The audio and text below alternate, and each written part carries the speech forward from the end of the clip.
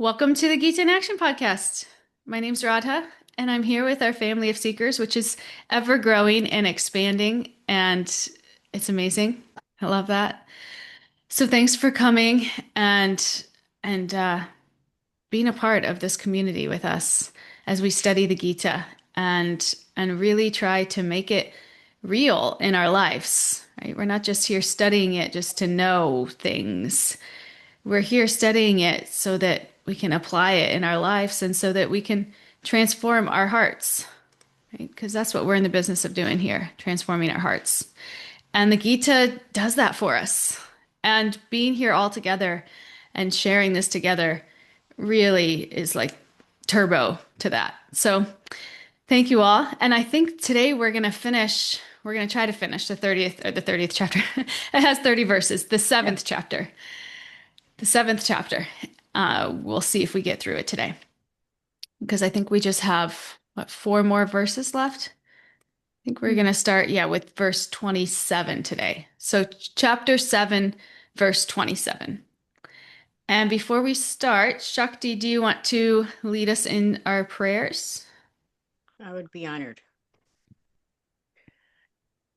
Om Jnana-timirandasya Yananjana Shalakaya Chakshur-unmilitam Yena Tasmai Shri Gurave Namaha Shri Chaitanya Mano-bhishtam Shtapitam Yena Bhutale Svayam Rupa Karam Mayam Dadati Sva Pandatikam Vandeha Shri Guru Shri Yuta Parakamalam Shri Guru Vaishnavamscha Shri Rupam Sagarajatam Sahagana Raghunathan Vitam Tam Sajivam Sadvaitam Sadvutam Parijana Sahutam Krishna Chaitanya Devam Shri Radha Krishna Padan Sahagara Sahagara Lalita Shri Visakantam Va Hey Krishna Karuna Sindhu Dinabandho Jagapate Gopesha Gopika Kanta Radha Kanta Namostute Tapta Kancha Garungi Radhe Vrindavan Ishvari Vrishabhanu Sute Devi Prananami Hari Priye Panchakalpa Tirubhyascha Kripa Sindhubhya Eva Cha Patitanam Bhavem Vyo Vaishnavyo Namo Namaha Jaya Shri Krishna Chaitanya Prabhu Nityananda Shri Advaita Gadahar Shivasari Guru Bhakta Vrinda Hare Krishna Krishna Krishna Hare Hare Hare Rama Rama Rama Hare Hare. Beautiful. Thank you so much, Shakti. Such a nice tone to start the class. Okay, so let's start text 27. I'll share my screen. Chapter 7, text 27. And when you're ready, Stella, can you read it for us? Sure. O scion of Bharata, O conqueror of the foe, all living entities are born into delusion, bewildered by dualities arisen from desire and hate. Thank you. So Krishna's making a very straightforward point here. He's saying all of us are born into illusion. And it's funny, like we celebrate birthdays and we say like happy birthday. But if we're honest, life isn't always happy, right? Like even birth itself is painful, both for the mother and for the child. There is joy, definitely. There's so much joy in welcoming a new life. But the new life also is, also stepping into a world that has a lot of suffering, right? There's a lot of impermanence. I mean, the whole thing is impermanent, right? And confusing, right? So what is this illusion that Krishna's talking about here? When he says it comes from desire and hate, he's not just talking about any old desire and hate, but specifically here, he's talking about the desire to enjoy separately from him and the resentment of his position as the ultimate enjoyer. Right?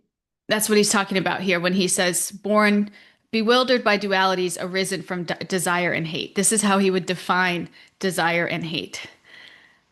right? And if we think about it, as we go around life, we label everything as good or bad according to like how it affects us, right? As if we're like the center of reality, right? According to our preferences, right? If we don't like it, if it doesn't feel good, we call it bad, right? If they're out of dessert at dinner, right? That's bad, right? If there's food I dislike on my plate, that's bad, right? If I get what I want, right? If the weather's nice, that's good, right? If I lose what I like, that's bad. This is like our material experience, right? This just back and forth. Even as we go throughout our days, we probably don't even realize, how much our whole day is just rooted in the experience of good versus bad, right? Just in our likes versus our dislikes. And if we even think about it, like we think about yesterday for us, we can probably think of some things that were, oh yeah, that was good, and some things that were, oh, that was bad. Right?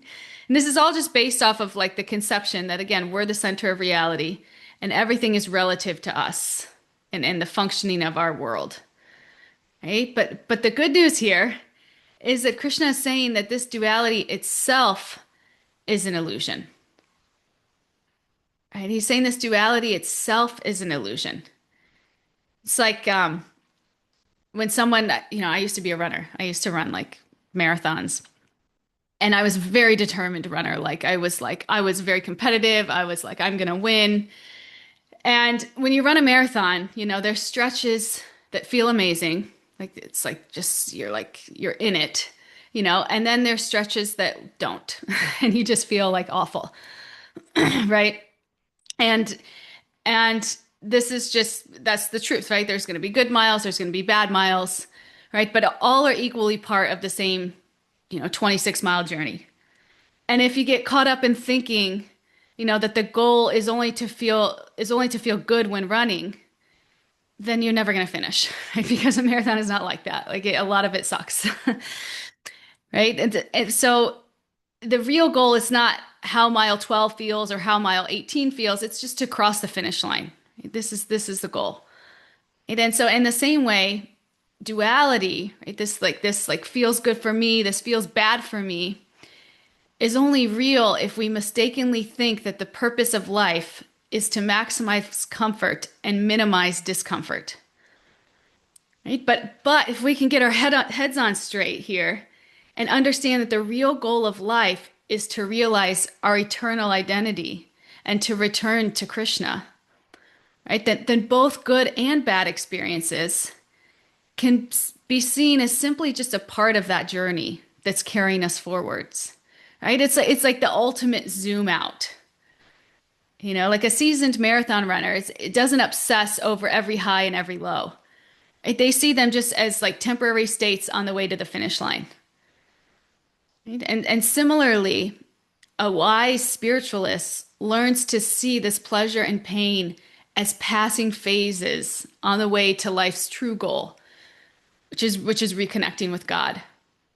Right? And you think about how often we get like obsessed over the highs and lows, that we get like stuck in them, right? And then we mistake them for the actual purpose of life, right? How much more comfortable, how can I make my life? How much better can I control my external environment so that I'm in a good spot, right? And all that effort, all that energy is just wasted essentially when it could be spent investing in relationship with God, who ultimately we know arranges everything for our benefit. Maybe not our benefit in the way that it's always going to feel good, but our benefit in the way that it brings us closer to Him, if that's our desire. Right? And if we understand that that's really the real purpose of this material existence, right? Then the illusion that we have this duality, lessens its grip a little bit. And here's another analogy. Imagine we're watching a movie. I've watched a good amount of movies, right? And you get so absorbed in the movie that you forget that you're just the viewer, right? And then like you're identifying with the character, you're laughing with them, you're crying with them, you're riding their ups and downs. And so within the movie, there are things that you like and things that you don't like, right? And you get like glued to it, And so we know like this is an illusion, right? It's not real. But an even deeper illusion than this is forgetting that you're in the theater at all. Right? That's the deeper illusion. And this is the same truth of this world. right? We get so caught up in the ups and downs that we forget our eternal position as souls connected to God. Right? So it's like layers of illusion on illusion on, and illusion doesn't mean that it's not real in the sense that we're experiencing it, because it is, right? But it has no real meaning. And we're like meaning making machines, right? The ups and downs. It's like it can completely wreak havoc on our psyche, right? If we let it, if we don't understand the bigger picture, right, of what's actually going on. And when we can understand the bigger picture, it allows us, we can be steady in the ups and downs, right? Because we understand that they're not the point in and of themselves. It's just happening to us on the way to our final destination. And they're inevitable. Just like a marathon runner is going to experience highs and lows on that 26-mile run. Absolutely. It's inevitable. Right? So, okay, I have one more analogy. And this analogy is going to bring us deeper into this point. Right? So stick with this last analogy here. Krishna uses this image, right? That there's a sun, the clouds, and the person on earth. We've talked about this one before, right? That Krishna is the sun. He's always shining, right? And the clouds are his illusionary energy, right? And we're the person on the ground.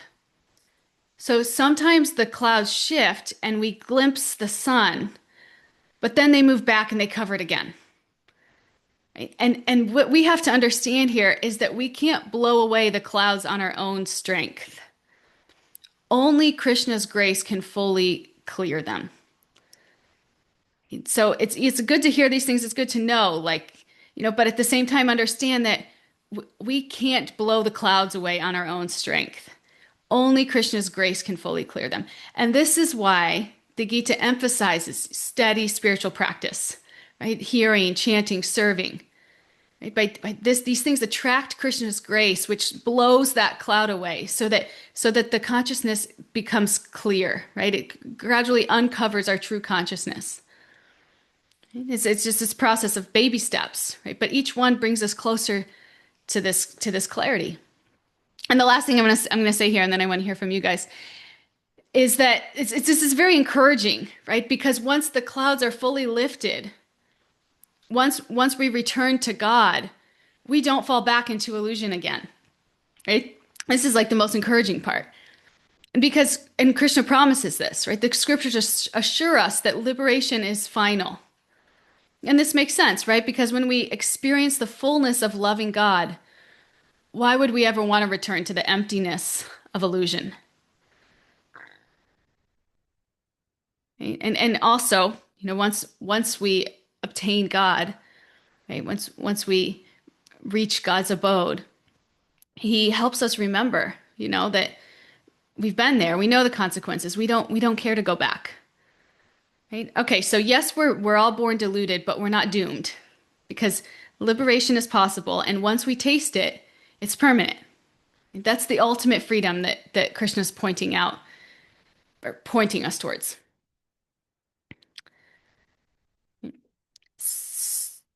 So what do you guys think?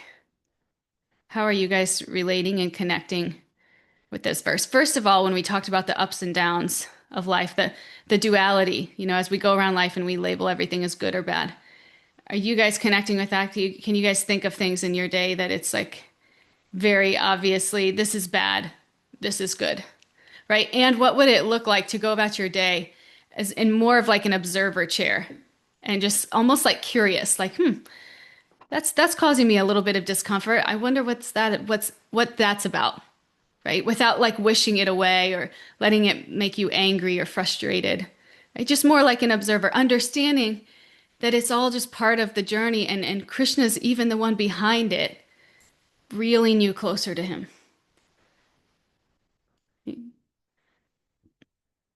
But we get caught up in it. Yeah, Katie. Hi, Bolt. Yeah, thanks. Just like a few things are coming to mind, and I'm not really sure how to link them, but we'll try.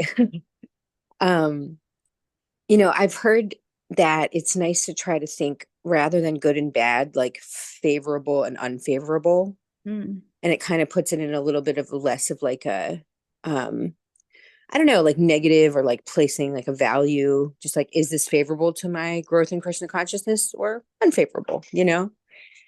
And I should try that more because I don't remember to try it as often, you know?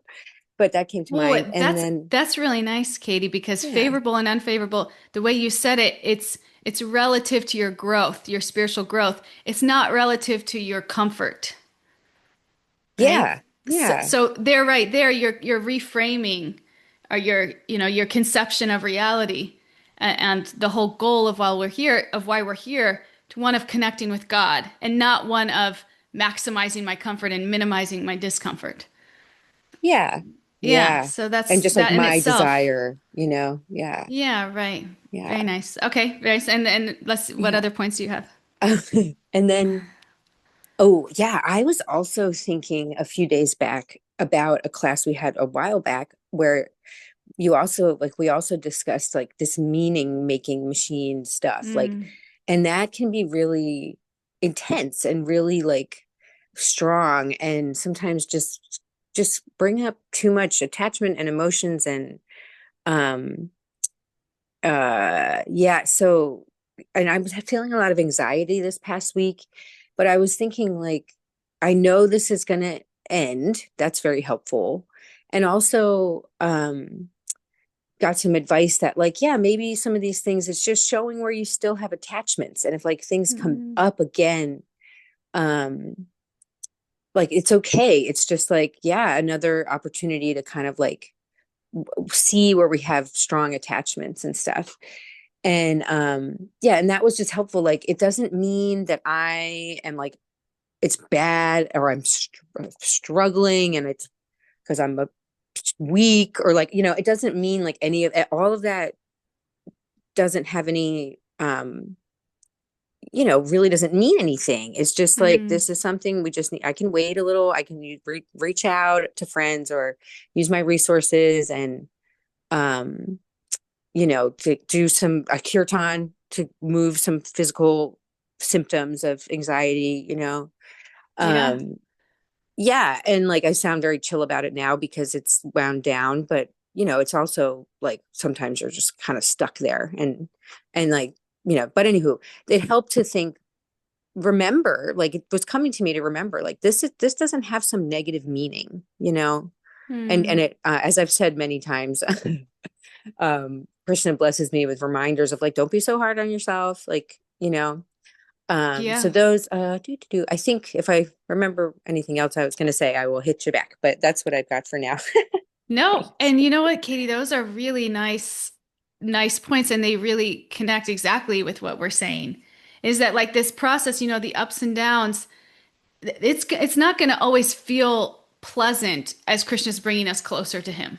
Mm, Right? Just like you said, like when we're shedding attachments, things that we've relied on for our security that we think we need to be happy, it's scary when they're pulled away from us. mm, Right? But yeah.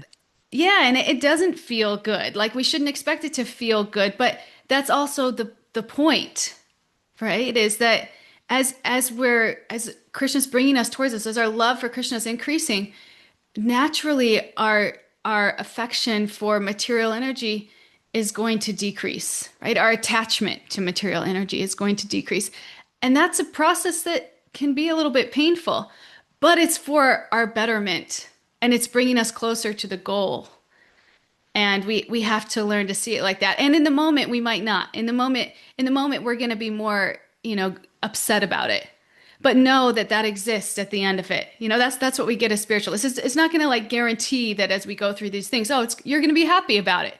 No, but it's going to allow us to see what's at the end of that, what's at the finish line, right? And Mm, to keep our eyes on that in a way that doesn't completely derail us, right? And like you said, we turn this into meaning 100 different things that it doesn't, right? That mm-hmm. when it really just means that Krishna's bringing us closer to him. And just like you said, we have to be patient, knowing what exists for us there in that relationship with him. Yeah. Thanks. Yeah. And it's helps set our expectations more realistically for ourselves and for others. Yes, Yeah. exactly. Sometimes even when we want to, when we're 100% sure we're right, like this is happening to me because of this, and this person is treating me badly because of this, and they have all these problems. Like, okay, even if you're right, which you may be, that's not the point, right? It's like you don't even have to go into all of those stories because they have no real bearing.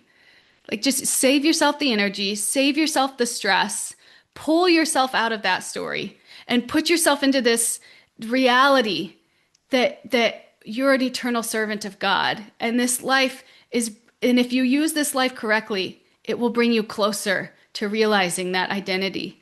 And in that, all of these other identities, they just don't matter as much as you think they Mm. do. Hmm. And actually, they end up causing a lot of suffering. Yeah, and a lot of like thinking we're not good enough. Yeah. And or like, if something doesn't pan out, rather than this is Krishna's plan, I'm sure there's something different, or the lesson, or something else coming along, we can get it was coming to me like, if something doesn't go our way, that might, general like material world sense, be like, okay, less value, like not Hmm. getting a job or not getting a promotion, like things that like we, but in the our world, there's clearly like value placed on, in a Yes. system of up and down. It was really helpful to me to be like, this does not mean like, because really what's upsetting about that kind of stuff is that it can make me feel like I'm, ugh, like what the heck is wrong with me, but Yeah. I actually, that's I was like, that's not how Krishna feels about me. Like, that doesn't mean that I am less value, and that was really helpful too. Yeah. Katie, you're having like a mic drop moment this class. All your realizations, they're so on, and yeah, we appreciate that. I remember that same realization when I was dating and like something wouldn't work out, and it was like you can take that to mean something about yourself, and you can end in a really, you can like go Mm, spiral, mm, right? Or you can take it and just say, you know what, that wasn't meant to be. It doesn't mean anything about this person. It doesn't mean anything about me. It just means that it wasn't a good fit, and it's time to move on. mm. And even if you were a crazy person and it is actually all about you, like just just just kind of washing your hands free of that and moving forward. It doesn't mean that we don't take responsibility necessarily, but just kind of letting some of these stories go and trying to, move forward Yeah. Hi, the best we Paul. can. Yeah, so nice. Thank you, Katie. Really Thanks. nice. Shakti. Hi, Bill. Good morning. I'm wondering if it would be all right if I read something out of the Nectar of Instruction, Sure. a little short. So I'm doing Bhakti Shastri, right? So I was just learning this. It's text 4, and it's Dadati Pratagonati Goyam Akiti Prachatate Punkti Bhojate Chaiva Sadvaham Priti Lakshanam. What it means is offering gifts in charity, accepting charitable gifts, revealing one's mind in confidence, inquiring confidentially, accepting prasadam, offering prasadam. These are all the 6 symptoms of how you show love to another devotee. Mm. And instead of, I could have read, there's one that talks about svaranam. The one before that actually is there's favorable and unfavorable things that you should do. But I Mm. felt like we know those. We know those. So well, we don't. Well, no, I think we do know those. And I'm just listening to all the people talk all the time. I feel like you got like everybody knows them, but we all fall into this trap of, yeah, well, I know it, but I am so needy that I blah blah blah or whatever it is. And so we put it back onto ourselves, like Katie was saying. And I think like what I'm trying to do, and I am far from being anywhere that's that devotee still crawling up the hill. But when I was trying to memorize these verses and what they mean, and then also the Isha Upanishads, which is a lot, and I kept thinking like I liked verse 4 because it told me, okay, it took me out of unfavorable, favorable. It took me into what can I do to connect to devotees, to be humble, to show humility, to do things that will bring me closer to Krishna, and not Mm, like favorable. I mean, I think a lot. I mean, I hear Katie speaking. She knows the favorable, unfavorable. Our minds don't always know that, so our minds tell us other things. But what I'm trying to do, and I don't know if it's going to work, is not skipping it, knowing it's there, but going to, okay, what can I do to make the mm, change? What, instead of falling back, which I do all, is a habit, and I don't think it's just mine, but I'd love to say it's my habit and I own it. It's not. I know that we all do this, or a lot of people do, but really figuring out, okay, I know this happens, but what can I do to bring myself out? What can I mm, do to grow, to change, to get closer to Krishna, to not be full of myself, to not have ego, like all these things that are so ingrained in me that I don't like about myself. What can I do to be a better version of myself? And I like mm, what Katie said is favorable, non-favorable, not because it feels less judgmental on myself, but what can I do be, so I'm not saying I'm a bad me, but how can I be a better version of me? How can I offer that person to this group?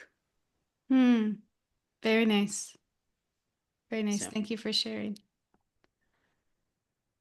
Mariah, we haven't heard from you in a while. Where are you? I saw your hand up. Yes, I'm here. I'm just going into the school to drop Luna off, but I want to share, Shakti and Katie, both of you. Thank you for sharing such great insights. And Shakti, because you just shared, it's fresher in my mind. But I hear you. It's like, what activities can I do to let my higher self come through, right? Like instead of thinking, oh, I can't do, or I need to change, just think, what can I add? Like, what activities will push in the good habits and push out the bad habits, right? So that's beautiful. Thank you for sharing that. And then, Katie, all that you're sharing, like, my mind, we're on the same wavelength. Like, I totally understand. It's just like, and recently, I've been kind of feeling that, like, just discouraged, like, I should be doing more, or I want to be doing more, or whatever it is. And, um, or like I don't feel like I'm doing as much as I could, so I'm like putting myself down, or still these negative stories come up. Or yeah, something bad happens and then you feel like you get off track. Like you're like, "Oh man, this really sucks. Like I don't like this. It's uncomfortable." But um and I keep asking myself the same question, like, how do I stay steady? How do I stay steady when all this happens? Like I get so thrown off so easily. What can I do to stay steady? And it isn't like, it is what we do, but again, it's also like that mind shift, the mindset shift. And all of those things that you shared, Katie, like, this is temporary, this anxiety will pass. I say those things too. But recently, one that's really been coming up for me to remind me is Krishna is our best friend and our well wisher. Like, that's been my Mm, new mantra, because it's like, that really just puts me at ease. Like, Krishna has a plan. I don't know anything. I don't know why all this is happening, whatever it is, that's making me feel uncomfortable. I don't know why it's necessarily happening. I can try and pick it apart and think that I'm figuring it out. But ultimately, I have no idea. Krishna has a plan way bigger than I can even understand. And he's my best friend. And he is working it out for my highest good, right? So that's been my new mantra, is like, Krishna is my best friend. He has my highest good in mind. And yeah, I'm really trying to like make that be my thought when I'm going through these struggles. I used to say, oh, thank Krishna for everything. And hold on one second. Hi, Lou. I love you. Have a good day. Hi, Lou. And bye, Luna. Bye. Um, so yeah, I don't know, that one seems to be my new mantra that I'm needing lately. And so I just wanted to share that. Krishna is our best friend, my best friend, your best friend, and he's your well wisher. And he has your highest good in mind. So yeah, thank you. That's beautiful. I was hoping the conversation would go there. And yet that's beautiful for us all to remember when we're going through it, because don't expect the ups and downs to always to feel good. Expect the process of pruning, right? Of uncovering who we really are. Expect that to be a little bit painful, right? Because we've been relying on so many other things for so long, right? Taking shelter and money or position or even people. All of these things are temporary at best. Right? And at worst, they're going to let you down. So when the process happens that we're becoming less attached, like Katie said, knowing that Krishna's our best friend, that's so beautiful. Krishna's our best friend. He knows what he's doing, so we just have to trust in that. Yeah, so nice. Thank you. Anybody else want to share anything before we move on?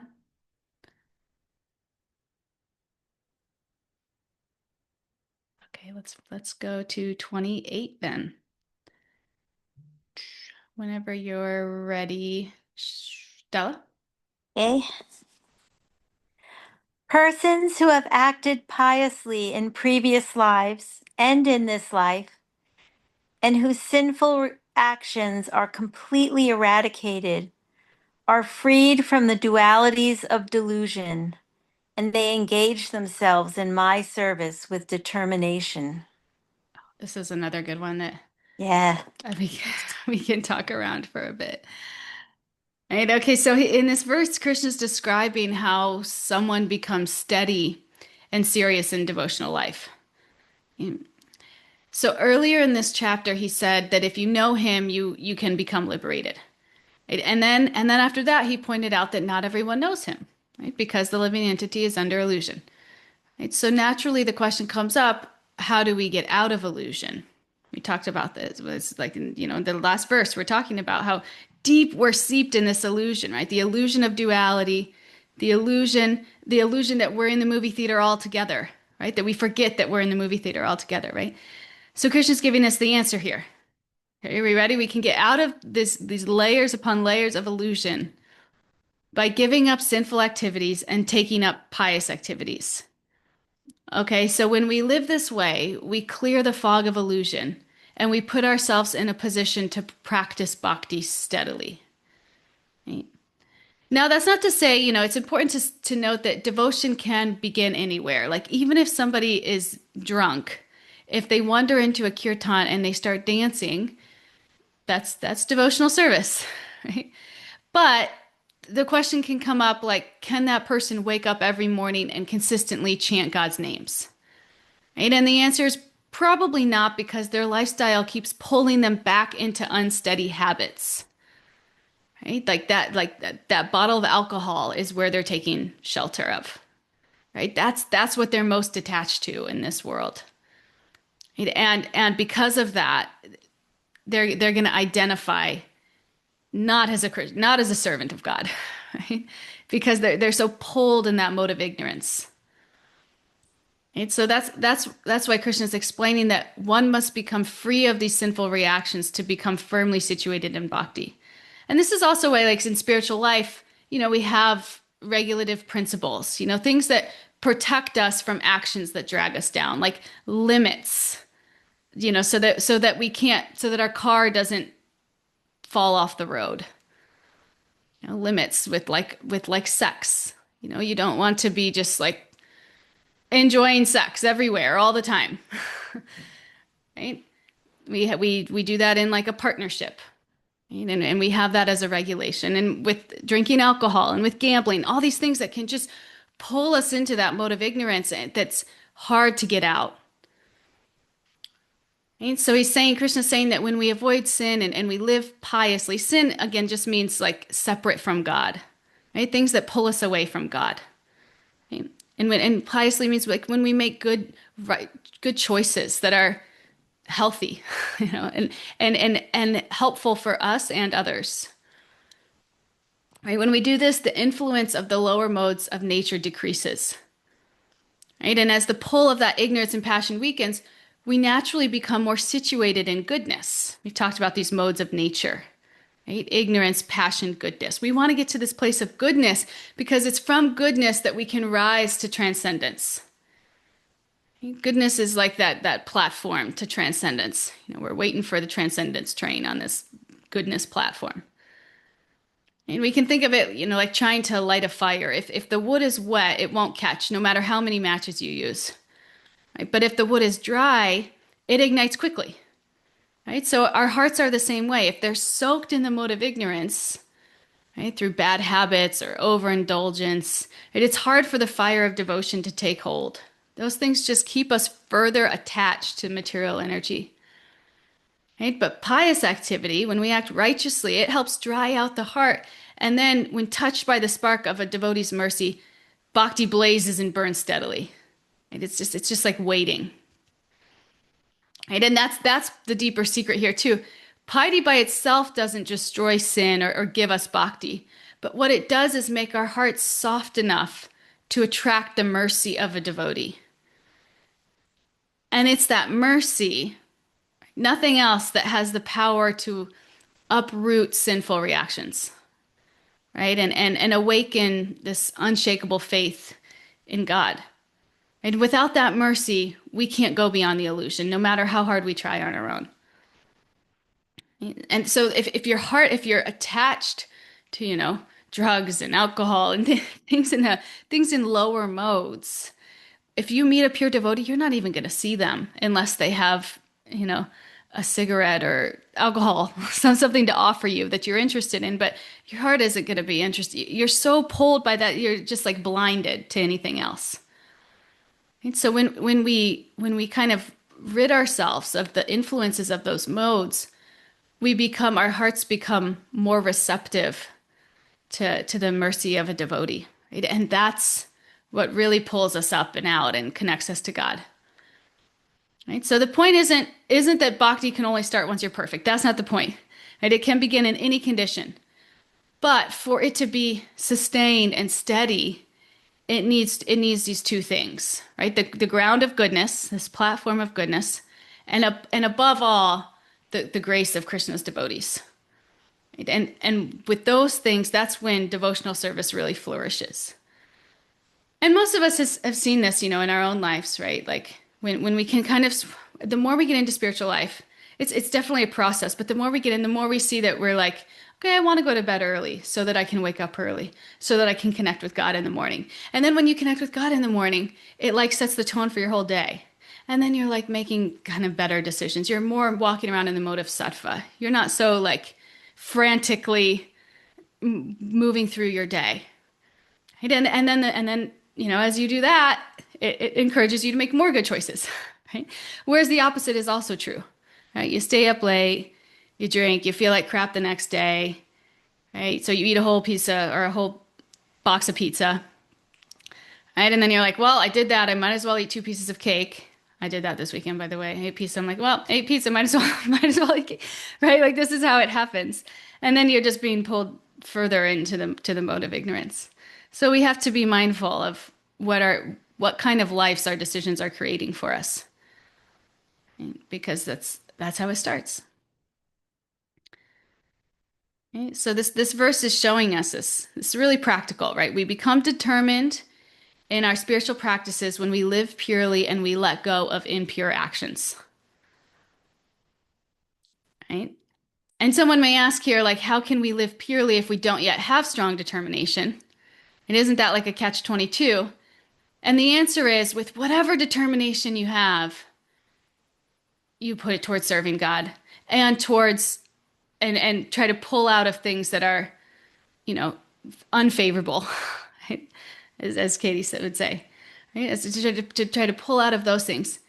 And with that little bit of determination, God will see that, right? And he'll pull you higher. And it'll happen just like step by step, right? Like a bodybuilder, right? Like a strong muscular body comes from a disciplined workout routine, but it can be unrealistic to expect a beginner at the gym to have that kind of physique of like a seasoned athlete, right? But even at the very beginning, we still have some strength to get started.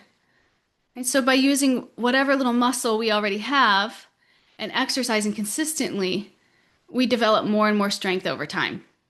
Right? So it's the same with our spiritual lives. Right? We may not have that unshakable determination at the start of our spiritual life, and that's okay. I mean, we can't really expect to. But what matters is that we're using whatever determination we do have to keep choosing God over the things that pull us away from Him. Right? And each time we choose the pure over the impure, we're exercising our spiritual muscle. And gradually we build a stronger habit of purity.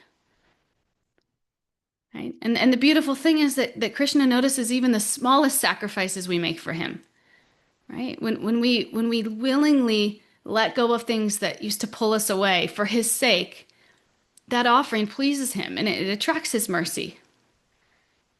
Right? And it's this mercy, not our grit, right? We like to believe it's our own, our own determination. No, it's the determination attracts his mercy.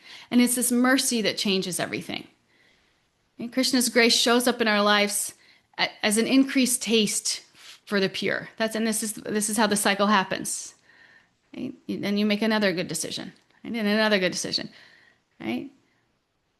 So when that taste awakens, it choosing God becomes easier and easier, right? And this naturally strengthens our determination to stay on the path. So this determination is both the fruit of purification and the seed that starts the process. By offering even our imperfect beginnings, Krishna responds with his mercy. And then that's what helps our determination grow into something steady and unshakable. Right? Oh, I didn't realize I didn't stop sharing. So be careful not to think that, you're the reason. We can become proud that way. And that's just like another layer of illusion because you're never the reason. Right? Anything good that's happening in your life, any steps that you're making towards God, that's God's mercy. Your determination may have attracted that, but ultimately your determination is like removing a beak full of water from the ocean. Right? It's like what happens when we do that is God sees your effort and God comes and helps you. But we don't have the capacity to bring ourselves closer to God. God does that when he sees our effort. Stella, please share with us. And it's so much easier to make good choices when you're around people who are also trying to make good choices. Mm. And that's one of the things I love about, this twice weekly. It reminds me, my husband reminds me too, but just to have, association that of people who are trying to do the same thing I'm trying to do. You know, it is a little more hopeful because uh, I could, you can learn from others too. And yeah, and that's just like a pillar of spiritual life, right? Is Yeah. our association. Like you are the top 5 people that you hang out with. It's something like that. It's like association is so powerful. We don't even realize how it's shaping us. Yeah. Yeah. Oh, it's so true. Thank you. Thank you, Stella. Shakti. I'm not going to say much, but um, I just want to. I'm literally jumping on Stella and Mariah like today. Like I think, like I'm thinking, each time I'm here with these seekers. I feel like love and goodness and energy and like I feel hugs. Like I feel it through the screen, And since I've been coming on the regular basis, so I feel Krishna has arranged this for me because I was feeling very lonely, and that association is what Stella was saying, like that association is what has given me that a little bit of a lift to continue, like to okay to go on. And then what Mariah said is I really need to say that every day. Hmm. Like Krishna is what was exactly the words, Mariah? What can you repeat it? Krishna is in charge. Krishna's mercy. Krishna Krishna loves is, me. yeah, he's my Go. best friend and my He's well wisher, my well wisher. and he has my highest good. And you know, his intention is my highest good, or however you want to word that one.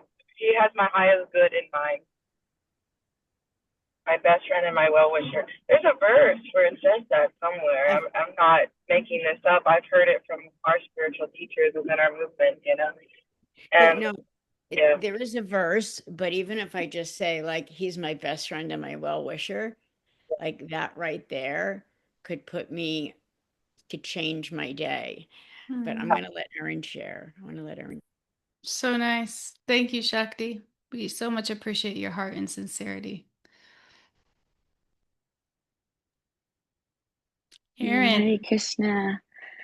Um, I don't think I have like all the words together yet, but I just feel like what you were just saying, Radha, about the pride Mm. that might come with, feeling like you're making progress and like you are making those steps towards God. It just feels to me like maybe the opposite side of the coin of what Katie was talking about and feeling a lack of value and a lack of worth if something if you're struggling with something or if you're suffering, and that just like what Katie, what you were sharing, like really hit home for me. And I think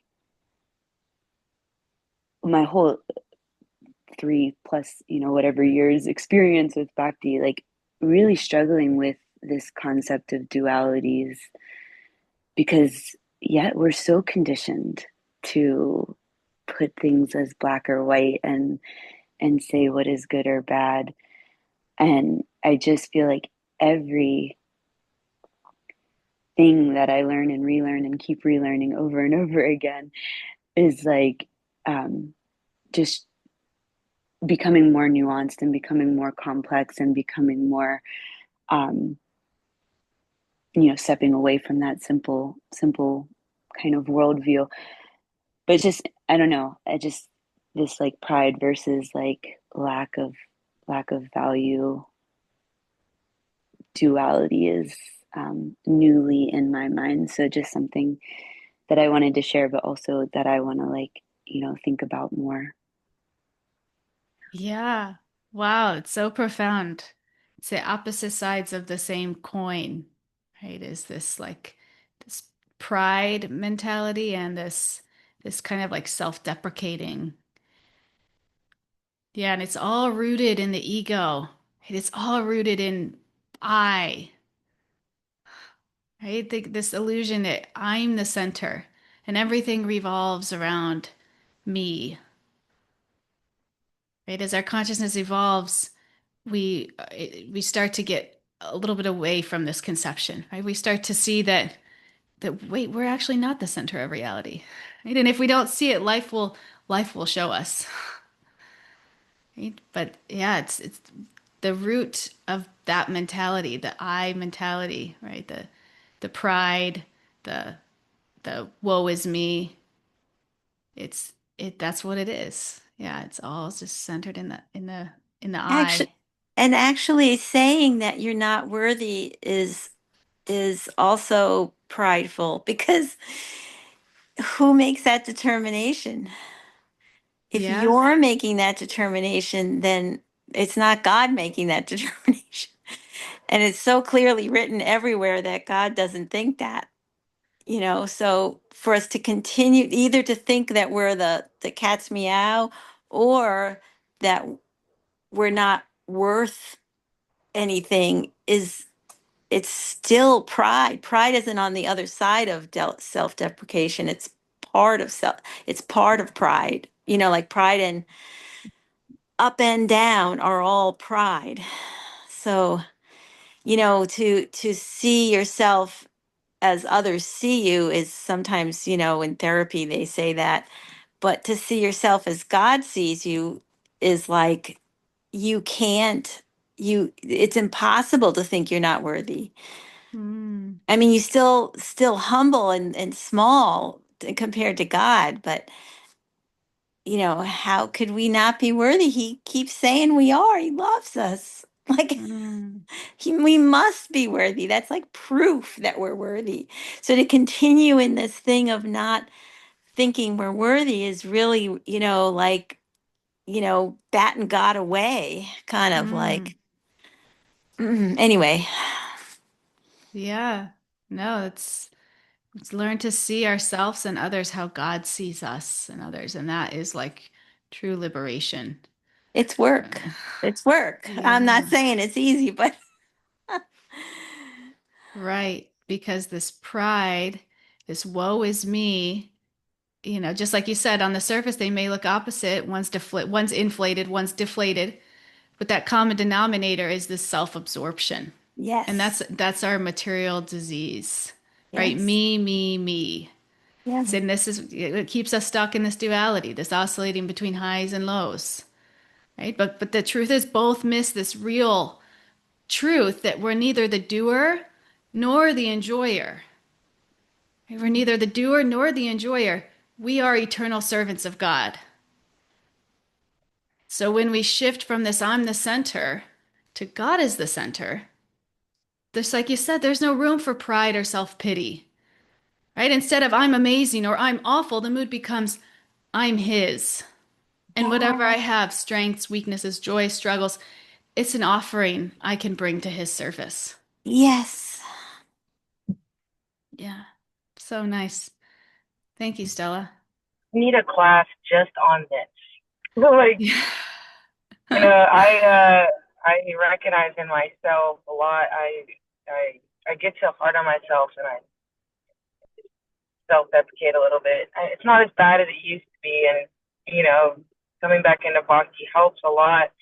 But I still notice it in myself, and then I almost have like this judgment towards people who are like overly confident because I'm like, oh, you're just like egotistical, and I'm like, wait a minute, and I know, like being self-deprecating or like having this lack of worth is just as egotistical. And yeah, I need a class on this or something. I don't know. There's like a block there for me that like I need to like burst through it. Just sharing super vulnerably here on that. But yeah, it's just yeah, I wanna go deeper in that idea. I know it, but I need to go deeper. Thank you for Hey, sharing that. that's a good retreat session for April. Yeah. I'm gonna Yeah, Yeah. Maybe we'll say write that. this down. I'm gonna study it more too, and maybe I'll have more insight too. So thank you for sharing. I Yeah. Maybe you posted. study it and you give us a little thing at the retreat, Mariah. Well, yeah, I'll need help with it too, but yeah, I'll try my best. Yeah. It's funny, and it's funny too how quick we are to judge others for being prideful or just like you said, to the degree that we're even judging others, we're missing the point, right? We're still stuck.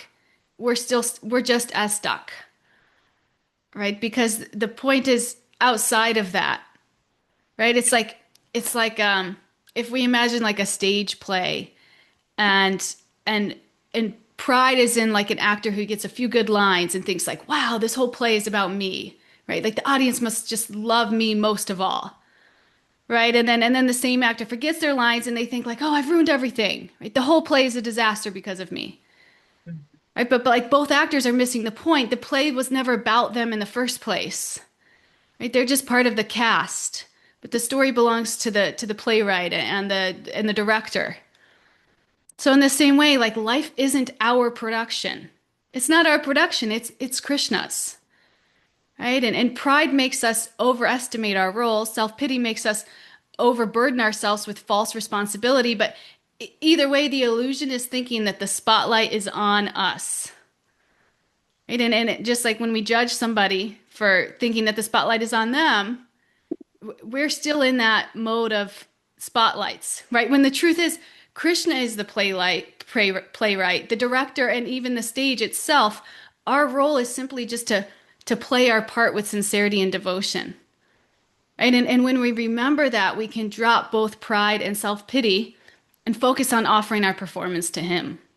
And if we're really doing that sincerely, we're not going to get tied up in how anybody else is doing their performance, right? We're going to see everything as Krishna's energy. And that's how we get out of it altogether. Yeah. But And I recognize that my judgment towards those who seem overly prideful is, I love that idea, or it's more than an idea. I think it's factual. When we judge others, it means that there's like something within us that it's showing us that reflection. There's something within ourselves that is needing healed, right? And so when I see people are overly prideful, it's like, yeah, it's like showing me that mirror, like, well, you're kind of overly self-pitiful, right? Like, sometimes. And so what is that, And so I'm love how you guys are bringing it. It's like this opposite of the same coin. And how can I just become neutral to both of those things? Yeah. So thank you. Yeah, thank you. Anybody else want to share with us here? Any final reflections? Doesn't have to be related to this. It could be anything from the class or anything you're going to take away with you. I just shared a really nice verse from the Gita, Bhagavad Gita 9:18. I am the goal, the sustainer, the master, the witness, the abode, the refuge, and the most dear friend. Mariah, that one's for you.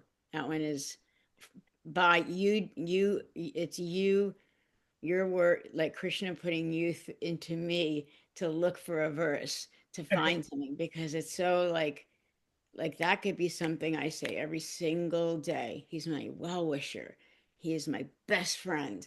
And if I can say that every day, I can almost guarantee my life will start to change even Nice. more. Right, Mariah? Right. Haribo. Hey, whoa. So nice. We have that verse waiting for us. Bye. Yeah. Anything else from anybody? Aaron, what are you leaving with?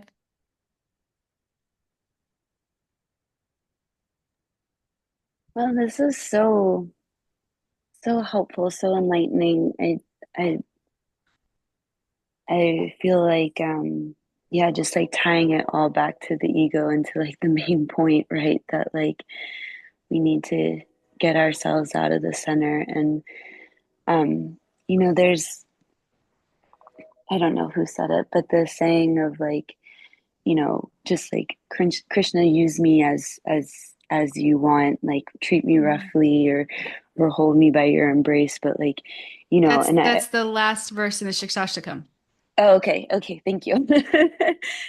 And I mean, that sentiment is so beautiful. I really would like to not be treated roughly, but but I hear the sentiment, and I think like it's really hard, when you want something and you want your life to go a certain way, or you have a picture of like, you know, just like your plans and your own goals and your own timeline.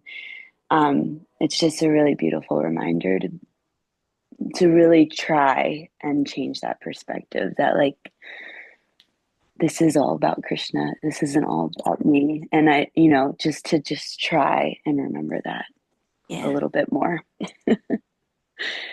It sounds easier, to be honest, to live that way. Right? But It would be so apparently much I love better. to control things. So I know.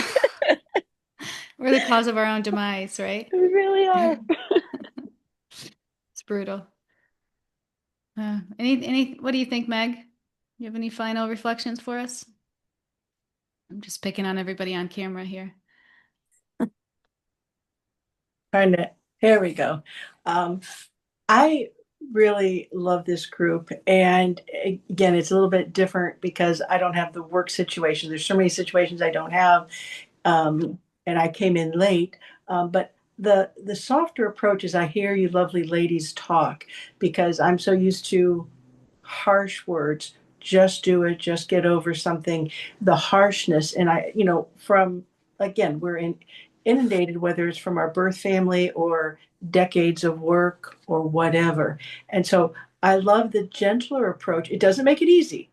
It's definitely not easy, but I love the gentler approach. It's just more, you feel like you're getting a hug, Mm. and it's something you want. And so everybody, what you say, and I have to hear, like last week when I missed the class and I heard the recording, then I can go back because sometimes I'm on my path and I'm here, but I still have to work on a softer approach. And it's because then you feel better. Yes. And that's, everywhere what everybody's saying is what's in alignment with me. But I just love the lovely words of wisdom. So thank you all for sharing. And I'm going to miss a couple of weeks because of vacation, but I will have the recordings. And so I won't really miss out, but I won't be able to be present until later. But thank you. Thank you, Meg. I love that about spiritual life. It doesn't have to be hard. I remember my therapist telling me that about like, she's like, not everything has to be so hard. No, it's not. It's joyful. It's loving. It's like a big hug. That's spiritual life. Yeah. We've just neglected ourselves for so long. We think it has And to be hard. it's so merciful. I mean, this class and all our classes and our relating and relationships together, it's just like, wow. It's just so there's Krishna is so gives us so much mercy, and it's Yeah. so great. So that was coming to mind It's so soft much. because Krishna is, right? It's Krishna's mercy. Thank you. Thank you all. Thank you for all of your profound shares, your profound words, and for being here and doing the work. Because it's hard, but it's soft. Yeah. Thank you. Thank you.